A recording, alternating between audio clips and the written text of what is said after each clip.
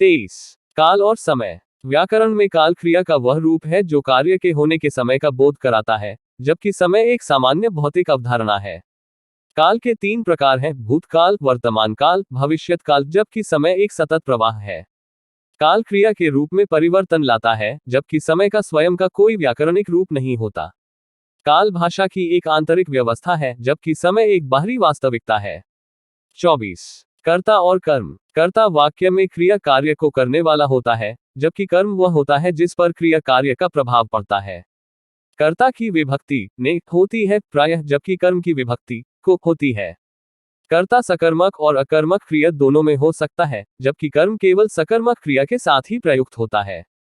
वाक्य में कर्ता प्रायः वाक्य का उद्देश्य होता है, जबकि कर्म उद्देश्य का विस्तार होता है। 25। सरल और संयुक्त वाक्य। सरल वाक्य में केवल एक ही उद्देश्य और एक ही विधेय होता है, जबकि संयुक्त वाक्य में 2 या 2 से अधिक सरल वाक्य समानाधिकरण समुच्चय बोधकों और परंतु अतः से जुड़े होते हैं। सरल वाक्य में केवल एक ही क्रिया होती है, जबकि संयुक्त वाक्य में 2 या 2 से अधिक क्रियाएं होती हैं। सरल वाक्य की संरचना सीधी और स्पष्ट होती है, जबकि संयुक्त वाक्य की संरचना जटिल होती है। उदाहरण: सरल राम पुस्तक पढ़ता है, संयुक्त राम पुस्तक पढ़ता है और मोहन खेलता है। 26। संयुक्त और मिश्र वाक्य। संयुक्त वाक्य में 2 या 2 से अधिक स्वतंत्र उपवाक्य क्लॉजेस जुड़े होते हैं, जबकि मिश्र वाक्य में एक प्रधान उपवाक्य और एक या अधिक आश्रित उपवाक्य होते हैं।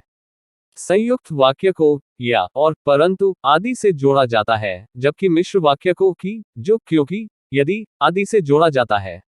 संयुक्त वाक्य के सभी उपवाक्यों का महत्व समान होता है, जबकि मिश्र वाक्य में प्रधान उपवाक्य का महत्व अधिक होता है।